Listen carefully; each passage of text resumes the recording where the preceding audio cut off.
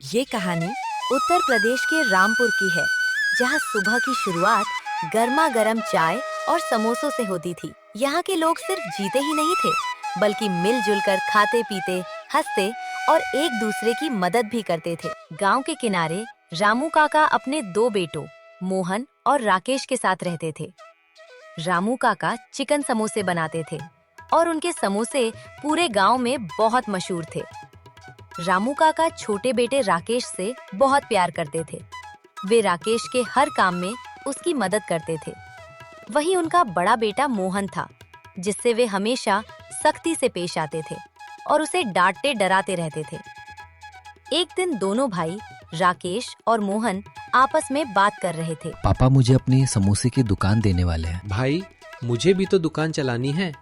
पापा मुझे भी दुकान पर रखेंगे। भाई मैं तो नहीं जानता, पापा ने बोला था सिर्फ दुकान मुझे देंगे। मैं कैसे मानूं? पापा ने मुझसे नहीं बताया। चलो पापा के पास चलते हैं, वहीं पूछ लेना। राकेश और मोहन दोनों रामू काका के पास गए। रामू काका समोसे छान रहे थे। राकेश उनसे पूछता है, पापा मोहन बोल रहा था कि क्या आप दुकान उसे भी देंगे? नहीं, मैंने ऐसा कुछ नहीं कहा। मैं सिर्फ तुम्हें ही दुकान दूंगा मेरे बेटे। पापा मुझे क्या दोगे? तू तो मेरा बेटा है ही नहीं। मैंने तुम्हारी माँ से सिर्फ शादी की थी, वो तो मर गई और तू मेरे पीछे लग गया। असल में मोहन की माँ मर गई थी। रामू काका ने दूसरी शादी की थी। मोहन उदास होकर वहाँ से चला जाता है। जाकर वो पेड़ के नीचे बैठ जाता है।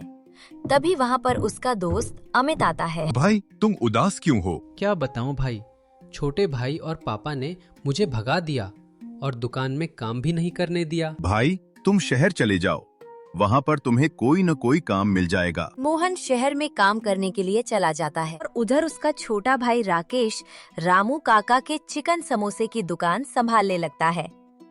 वो वहाँ स्वादिष्ट चिकन समोसे बनाता है। उसी के कुछ दूर पर एक अंडे वाला था। उसका नाम रोहित था। अरे भाई, मैंने सुना है तुम्हारा भाई शहर चला गया पैसे कमाने के लिए। अरे भाई वो चाहता था कि चिकन समोसे की दुकान उसकी हो जाए, इसलिए हमने उसे अपने घर से भगा दिया। दोनों के पास ही गांव वाले खाने आया करते थे, लेकिन गांव वाले सबसे ज्यादा चिकन समोसे खाना पसंद करते थे, क्योंकि वो मात्र 15 रुपए प्लेट था। सभी लोगों को चिकन समोसा बहुत पसंद था। भाई एक प्लेट चिकन समोसा पैक कर दो।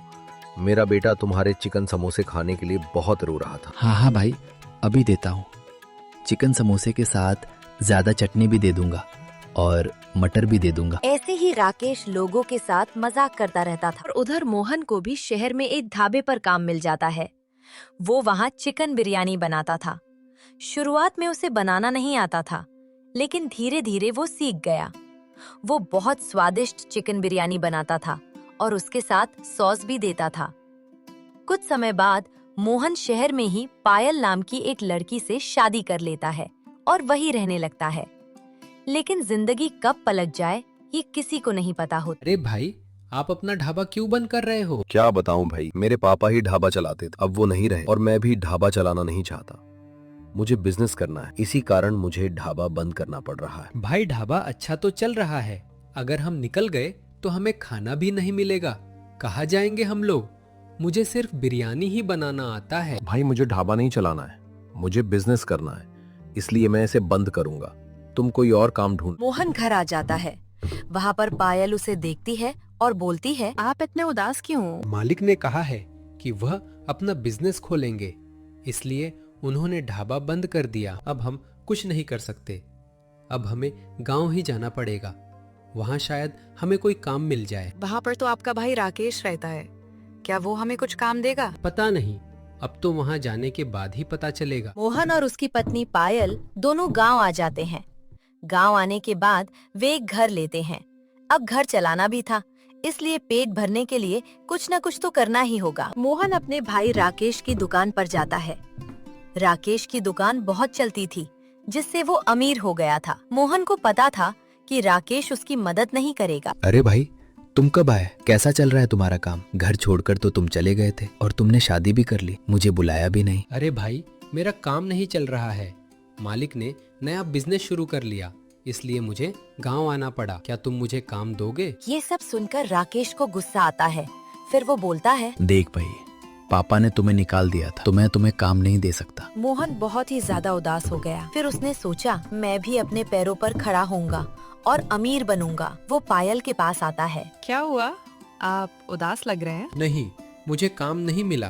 राकेश ने मुझे काम नहीं दिया। आप तो कहते थे कि आपका भाई आपको काम देगा, वो अच्छा भी है, और अब वो आपको काम नहीं दे रहा है। मैं तो उसे अपना भाई मानता था, लेकिन उसने ना मुझे काम दिया ना पैसा। छोड़ो, जाने दो। पर यह सोचो, हम खाएंगे क्या? आप तो बहुत अच्छी बिरयानी बनाते हैं, चटनी के साथ भी। हाँ, बनाया तो है, पर गांव में चिकन समोसा बहुत ज्यादा मशहूर है। किसी ने बिरयानी नहीं खाई है, आप बनाओगे तो सबको पसंद आएगी। मुझे दूर जाकर चिकन और बाकी सामान भी लाना होगा। मेहनत तो करनी पड़ेगी ना जी। हाँ, मैं सोच रहा हूँ कि मैं 20 रुपए में अनलिमिटेड चिकन बिरयानी बेचूं। ये सही रहेगा। चिकन बिरयानी ज्यादा कोई खा नहीं पाता है, और 20 रुपए में अनलिमिटेड सुनकर सब लोग खाने आएंगे। अगले दिन मोहन बाजार से चिकन और जरूरी सामान ले आया। उसने एक ठेला लगाया। ठेले पर लिखा था 20 रुपए में अनलिमिटेड चिकन बिरयानी। कुछ ही देर में 2 लोग वहाँ आ गए। अरे मोहन भाई, 20 रुपए में अनलिमिटेड चिकन बिरयानी दे रहे हो? ऐसे तो सब खत्म हो जाएगा। हाँ भाई, खुशबू तो बहुत अच्छी आ रही है। नहीं भाई, खत्म नहीं होगा। आपको जितना खाना है उतना खाइए। ये बात सुनकर दोनों बहुत खुश हो जाते हैं। मोहन ने दोनों को एक एक प्लेट चिकन बिरयानी दी, जिसमें स्वादिष्ट चिकन बिरयानी के साथ चटनी भी थी। अरे भाई, खुशबू तो बहुत अच्छी है। हाँ भाई, तभी तो इसका नाम शहर की चिकन बिरयानी रखा है। दोनों चिकन बिरयानी खाने लगते हैं। भाई, मैंने तो ऐसी बिरयानी पहले कभी नहीं खाई है। हाँ भाई, बिरयानी के साथ चटनी का स्वाद और भी अच्छा लगा। भाई, मैंने तो ये सब शहर में सीखा है। उसके बाद ये बात पूरे गांव में फैल गई। कई लोग मोहन के ठेले पर आने लगे। देखते ही देखते वहाँ भारी भीड़ लग गई। चिकन बिरयानी की लाजवाब खुशबू और स्वादिष्ट चटनी ने सभी का मन मोह लिया। सब लोग मोहन से चिकन बिरयानी खरीदने लगे। देखते ही देखते उसकी सारी बिरयानी खत्म हो गई। उस दिन उसकी अच्छी कमाई हुई। शाम होते ही मोहन घर वापस आ जाता है। पायल, आज मेरी चिकन बिरयानी बहुत बिकी। हमारा आइडिया काम आ गया। गांव वालों को चटनी वाली चिकन बिरयानी बहुत पसंद आई। कई लोग कह रहे थे, 20 रुपए में अनलिमिटेड चिकन बिरयानी कैसे दे रहे हो? ये तो बहुत अच्छी बात है, लेकिन गांव की बाकी दुकानों का कारोबार शायद अब पहले जैसा नहीं चल रहा होगा। ऐसे में आपका भाई और दूसरे दुकानदार मिलकर जरूर कुछ न कुछ करेंगे। अगले दिन मोहन बाजार पहुंच जाता है। वो चिकन और मसाले खरीदकर घर वापस आ जाता है। उसके बाद मोहन अपना ठेला लगाता है।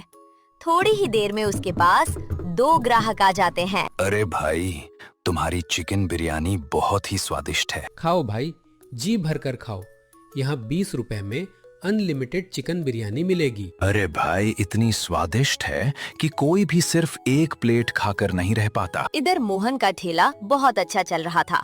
उसके ठेले पर ग्राहकों की भीड़ लगी रहती थी। राकेश की दुकान पर ग्राहक कम हो गए थे। वो बहुत गुस्से में था। तभी वहाँ उसके पापा आ जाते हैं। पापा, आप देख रहे हो, जब से मोहन ने गांव में चिकन बिरयानी का ठेला लगाया है, तब से हमारे ग्राहक कम हो गए हैं। हाँ बेटा, तुम सही कह रहे हो। हमें कुछ न कुछ करना होगा, नहीं तो हमारी दुकान बंद हो जाएगी। पापा, मेरे पास एक आइडिया है। राकेश ने रामू काका को अपना पूरा आइडिया बताया। उसके बाद दोनों बाप बेटे मोहन के ठेले के पास जाते हैं। योजना के अनुसार सबसे पहले रामू काका उससे बात करने जाते हैं। अरे मेरे बेटे, जरा इधर आना, मुझे तुमसे बात करनी है। मोहन रामू काका को देखकर उनके पास चला जाता है। बेटा, तुम्हारी दुकान तो बहुत अच्छी चल रही है, अब तो तुम हमें भूल ही गए होगे। हाँ पापा, आपने ही तो मुझे घर से निकाला था। मैंने शहर में चिकन बिरयानी बनाना सीखा है। इस तरह रामू काका अपनी बातों में मोहन को उलझाए रखते हैं। उधर मौका देखकर राकेश चुपके से मोहन की बिरयानी में मिर्च पाउडर मिला देता है। इसके बाद दोनों वहाँ से चले जाते हैं। फिर मोहन अपना ठेला चलाने लगता है। कुछ ही देर बाद उसके पुराने ग्राहक वापस उसके ठेले पर आ जाते हैं। भाई, एक एक प्लेट बिरयानी देना। अभी देता हूँ भाई। मोहन दोनों ग्राहकों को बिरयानी परोस देता है। ग्राहक जैसे ही कुछ कौर खाते हैं, उनमें से एक गुस्से में बोल उठता है। अरे भाई, ये क्या बनाया है? इतनी बेकार बिरयानी। भाई मैंने तो वही बनाया है जो कल बनाया था, लेकिन हुआ क्या है? अरे भाई, इतनी मिर्च कौन डालता है? ये बात सुनते ही मोहन चौंक जाता है। उसे समझ आ जाता है कि ये किसकी करतूत है। अच्छा, अब समझ आया। मेरे पापा और मेरा भाई यहाँ आए थे। ये सब उन्हीं दोनों की करतूत है। मोहन ग्राहकों को पूरी बात समझाता है। अरे भाई, लगता है आज गलती से मिर्च ज्यादा पड़ गई। मुझे लगा था कि मिर्च ठीक ही डाली है। आप बुरा मत मानिए, कल मैं आपके लिए घर ले जाने के लिए भी 1 पैक बिरयानी बिल्कुल मुफ्त में दूंगा। लोग मोहन की बात सुनकर आराम से मान जाते हैं, क्योंकि वो हमेशा बहुत स्वादिष्ट बिरयानी बनाता था। अच्छा ठीक है भाई, कल घर के लिए 1 प्लेट फ्री में दे देना। इतना बोलकर ग्राहक चला जाता है। मोहन गुस्से में रामू काका के पास जाता है। उस समय रामू काका खेत में काम कर रहे थे। पापा, आपने ये क्या किया? मुझे पता है ये सब आपने ही किया है। अरे बेटा, मैंने तो कुछ नहीं किया, मैं तो खेत में था। मुझे पता है मेरा ठेला अच्छा चल रहा है। आप और राकेश मिलकर ये साजिश किए हो। आप मेरी दुकान बंद करवाना चाहते हो।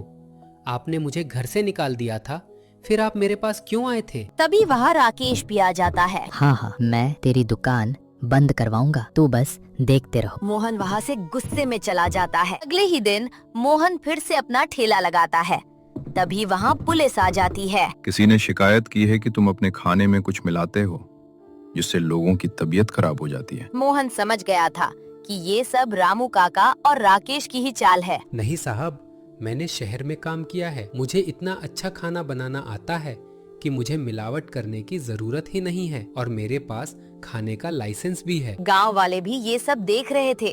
तभी एक गांव वाला बोला, अरे साहब, आप ऐसा कैसे कह सकते हैं? हम ही गांव वाले हैं। हम लोग रोज इनकी चिकन बिरयानी खाते हैं, लेकिन आज तक हमारी तबीयत कभी खराब नहीं हुई। हाँ साहब, इन्होंने बिल्कुल सही कहा। हम रोज यहाँ खाते हैं, लेकिन हमें आज तक कुछ नहीं हुआ। गांव वालों की बात सुनकर पुलिस को यकीन हो जाता है कि मोहन अपनी बिरयानी में किसी भी तरह की मिलावट नहीं करता। हाँ भाइयों, मैं समझ गया। अगर आप लोग ऐसा कह रहे हैं तो बात सही ही होगी। आप लोग तो रोज यहाँ खाना खाते हैं, लेकिन ये शिकायत आखिर किसने दर्ज कराई है? हाँ साहब, मुझे पता है।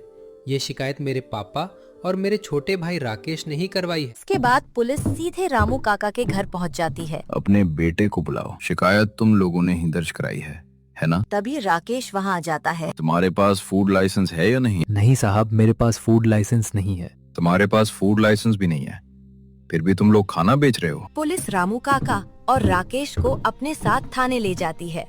इस कहानी से हमें ये सीख मिलती है कि हमें कभी भी किसी के लिए बुरा नहीं सोचना चाहिए और ना ही उसके खिलाफ साजिश करनी चाहिए, क्योंकि जो दूसरों के लिए गड्ढा खोदता है, एक दिन वही उसमें खुद गिर जाता है।